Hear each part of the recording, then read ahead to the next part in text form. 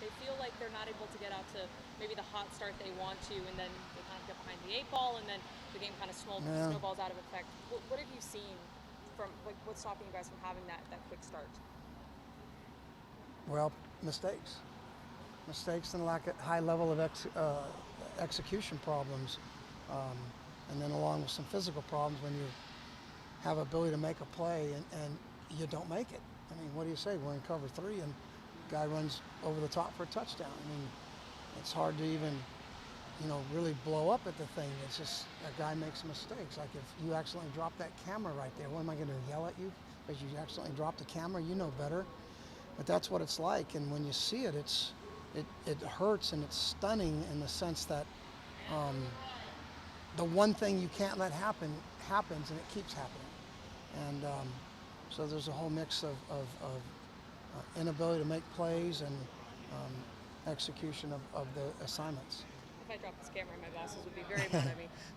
It would be an accident, wouldn't it? Yeah. You guys likely are out of bowl eligibility moving forward. Is it harder to motivate your kids, or they kind of, now just want to win the last 2 games to end the season on the positive? I don't know.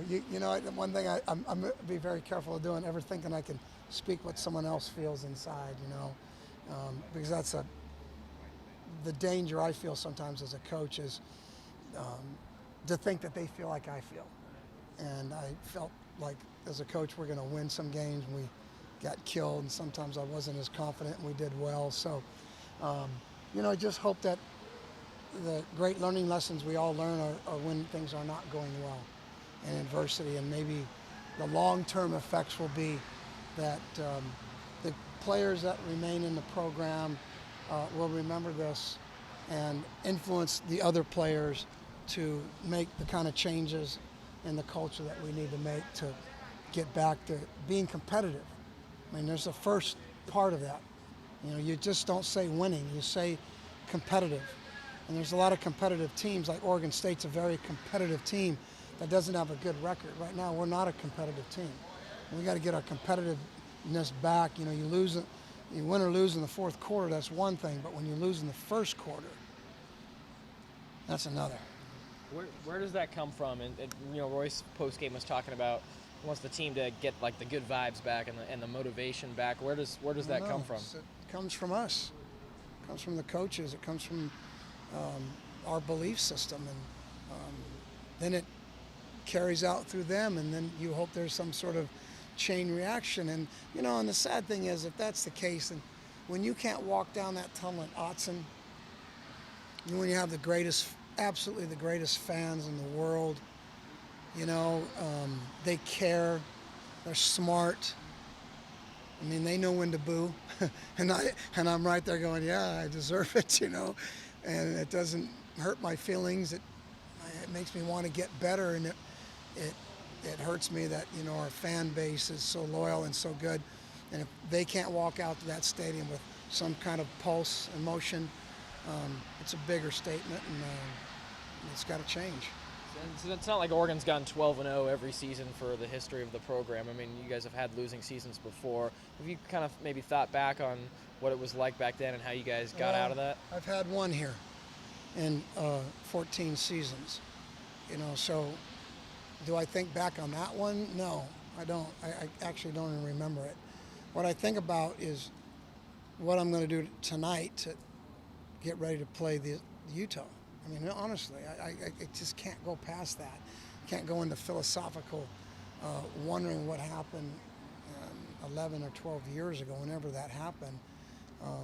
It's got to be staying in the moment and making sure the players understand that. And, we've been able to get them back on their feet every week, and that's still something.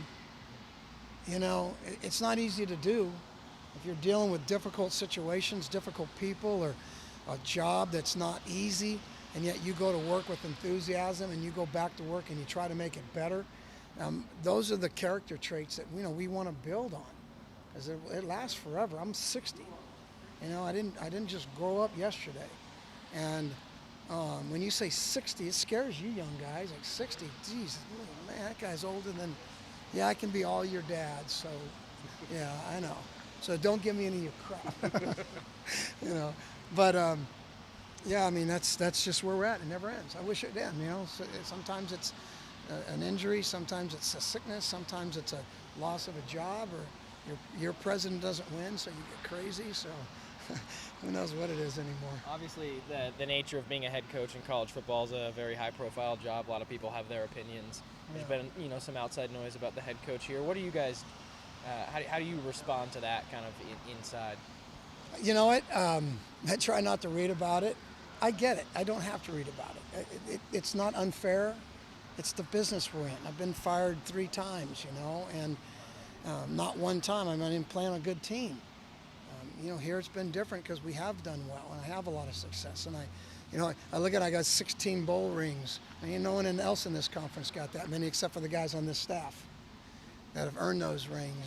And you remember those things, but also, the business of winning is now. I get it. Simple.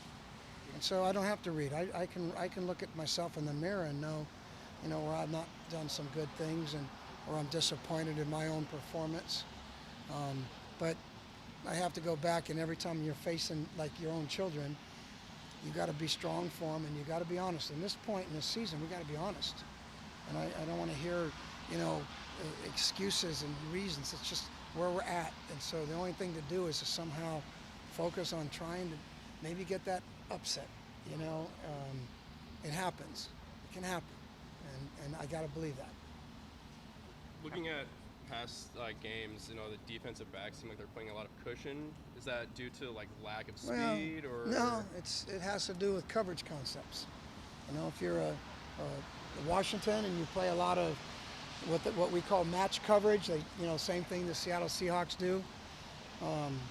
SC plays a lot of man free, so they play nickel concepts. So you play up, and you play zone concepts, you play back. That's just the way it goes.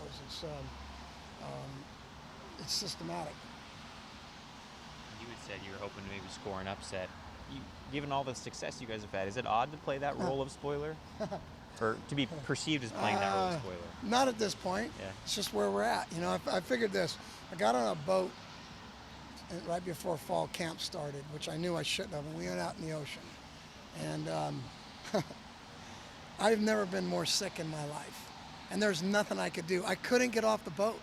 I couldn't. I had to sit there. I thought about, I just fall off the boat and sink. I was that sick. I think I counted. I was throwing up so much I turned it into a workout to see how strong my core could get.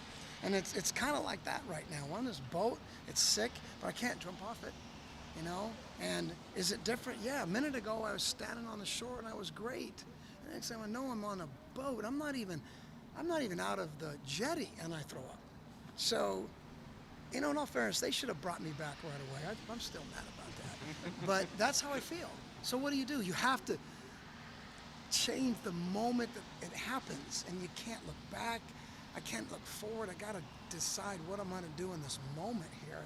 And so, I have great lessons from it. I have, like I said, literally in a month, I'm going to be 60 years old. It's like I've seen a lot of stuff. I've lived through a lot of stuff, and I actually know that winning and losing is not the end of your life. And then there's lessons involved between all that stuff. So, I got to stay strong for my family, and more than anything, for the players, man. It's hard to be 21 and there was a saying, I can't say it to you guys, but the way they are, and we have to teach them. We don't teach them. Who's going to teach them? Nobody. And there's no telling what people are capable of when they're in adverse situations and they don't have any kind of maturity and discipline about themselves. That's why they pay us. We're still getting paid. If that boat had taken you back, there's not a whole lot to do in Charleston, so you wouldn't have had a whole lot to do. But I suppose you wouldn't have been sick. No, I was in Coos Bay. Yeah, I'm sure the boat came out of Charleston, I guess. Oh, okay. Either way. Yeah, wherever that was, yeah. So, anyway. Anything else? I guess not. All right, guys. Thank you. All right.